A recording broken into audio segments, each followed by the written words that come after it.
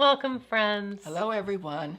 We're glad you could join us once again for our weekly chats from Good Earth Gatherings.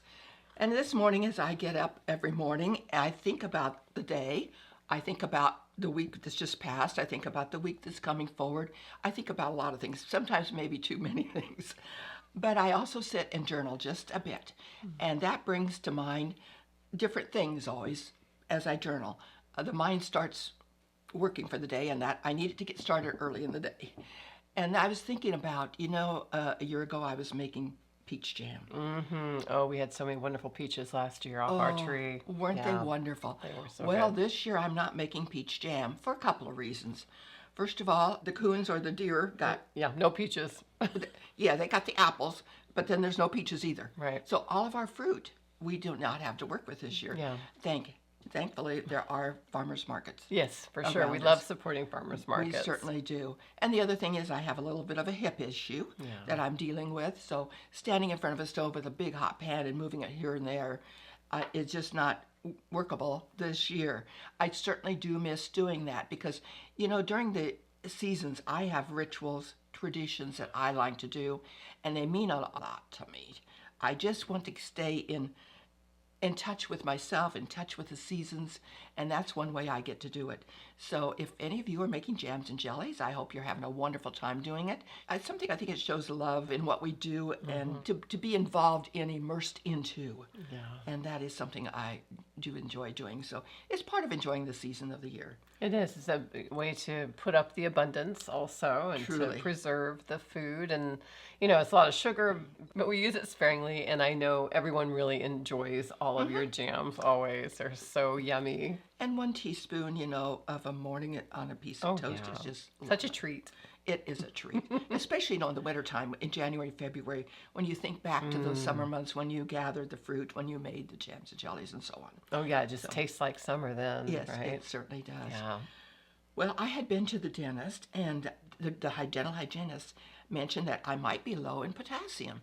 And I thought that was a strange thing, maybe for a dental hygienist to tell me. Right. But, she possibly knows those things. So we have decided kind of to look into this. Yeah, so we've been looking into potassium. It's been something I'm always, of course, interested in learning more about nutrients and those types of things. And we teach, part of what we teach in our home herbalist apprenticeship programs, we teach about some of those things as well, including electrolytes. And potassium is an electrolyte. And so I thought it was really interesting that she correlated the pH in your mouth with how much potassium was in your bloodstream, which is, I think, so interesting. And so we thought it might be interesting to talk a little bit about potassium because I think a lot of people were really familiar with sodium, right? Everybody knows salt and sodium and potassium are actually both essential electrolytes, and they work together to help our blood pressure levels stay stable. They help to regulate our heart and muscle contractions, to control acidity in the body, to assist with nerve transmissions and kidney and muscle functions, and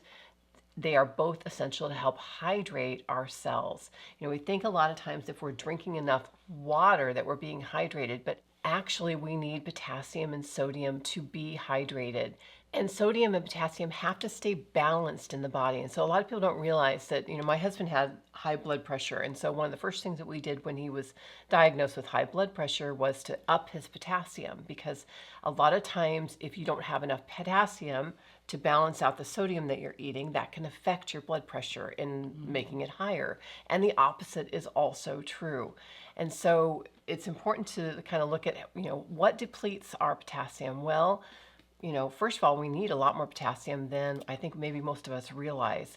And frequent hot flashes, sweating, coffee, sugar, salt, alcohol, those types of things, and even some particular diets can minimize your potassium and make you not get enough potassium. And the keto and low carb diets are some of those because the higher potassium foods tend to be higher in carbs. And so we can think about that our food sources of potassium. Celery actually has quite a bit of potassium, and cabbage and peas, parsley, broccoli, bananas, potato skin, which we try not to eat too much of.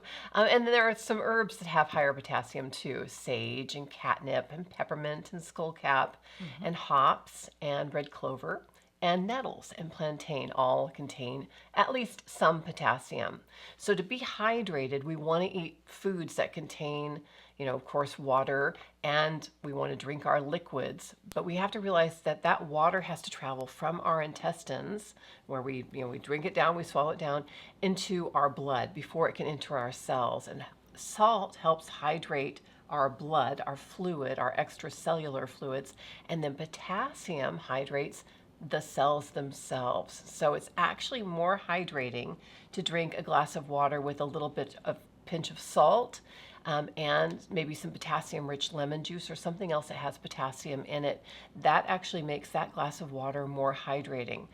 Of course, when we are teaching about herbalism, drinking a nettles infusion is also more hydrating than water because it contains both a little bit of sodium and some potassium in it as well. So we can adjust what we're doing, in our homes to help our bodies be more hydrated.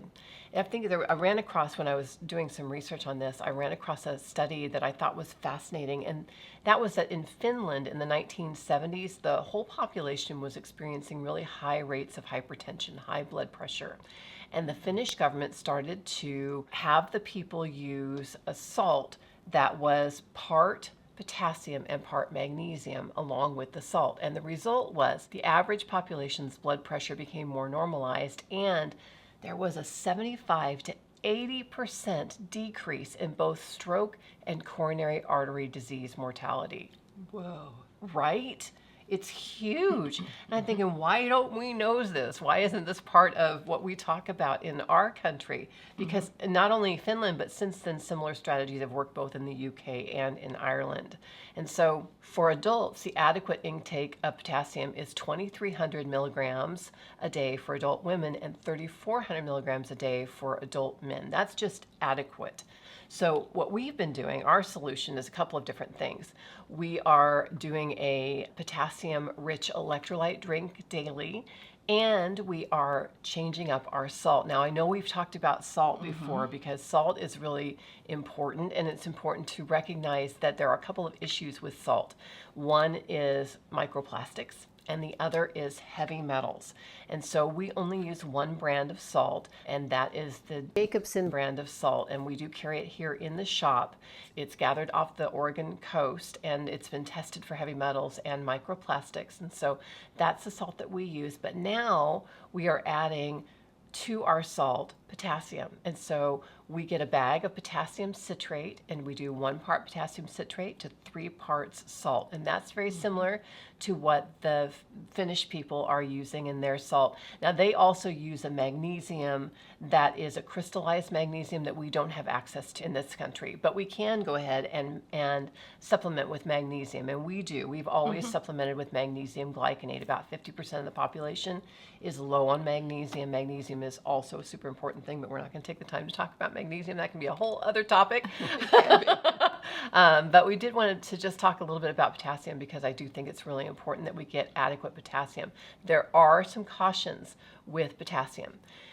If you have healthy kidneys, your body will excrete excess potassium. But if your kidneys are not healthy, if you deal with diabetes or insulin resistance, or if you have impaired kidney function, or if you're on certain medications, you should be cautious about supplementing with potassium without a doctor's guidance. So do be sure. I'll put all of the cautions about supplementing with potassium down in the comments so that you know if you need to be cautious about that. But that's just some interesting information. Again, we're not doctors. We just are sharing information. Don't take this as medical advice. This is just what we're doing in our own lives to make sure that our diets are getting adequate potassium. And we can't tell the taste difference in the salt. It tastes just like regular salt. So it's healthier for us, I think. Yes. Tamara does a lot of research on this, and of course I bring her lots of questions too. Which I love. Because I love learning more and researching and teaching about it. Yes, and I love to learn the answers because to see how it will work with my daily life. And I want to improve as I go along in life, and we all should. For sure. And we all just be aware. Yeah, when you know better, you do better, right? Exactly. Yeah. That's right. I want to share one of the pages in my book and my little 52-page journal that we are doing, and this is from K3N Cloth Tales, and we have listed that before. And we'll put a link below if you're interested in joining the stitching challenge, 52-week stitching challenge. And this was an interesting little piece that I had done, and this is a piece of silk scarf that I had dyed with elderberry. And so I had some extra of that around, and I cut a little piece of that off to use in my book. And this was actually a piece that was double the size, double the width of this. And then you lay it down and kind of pull it up, and it folds itself. It is amazing how it folds itself. And this is part of what we're learning that she is teaching us is listen to the cloth. It tells you what it wants to do, and it truly, truly does. So this created folds, and we stitched down within the ditch, I call it the ditch, the bottom part of the fold, and let the fold be on top. And it's just such a pretty, soft piece. And one of the little quotes that go along with it says that the tender things are those we fold away. Oh. And that's by Tennessee Williams, and I do like that. It also, we learned that by all the folds that creates the little ridges in here, this is a design principle of repeating itself, which I love too. So just another fun page in my book, and we're going to get close to the end of the year before long. I think we have less than 20 to go maybe right now. Wow. Yeah. So it's going right along and going quickly. And someone did look at my journal and they said, how do you do one every week? It should take longer. No, some people it only takes a couple hours to do these things. I like to think on mine just a little bit longer. So that maybe takes me a little longer, but I know I have the whole week to do it, so the next Monday morning comes along and I get the next prompt. That gives me the time to really make a meditation almost of this, and it is something I've done and loved, and so it might be something you'd all like to try next year. I love that. That's beautiful, Mom, as always. It's just fascinating. It's very soft. It is fascinating. That's the thing. It is fascinating. Things I thought I knew is how little we really know. Well, isn't that the truth? Yes. I'd like to close with this little quote. You've all heard of the 7 wonders of the world. Well, this is another take on it, someone else's idea, which I really agree with and love.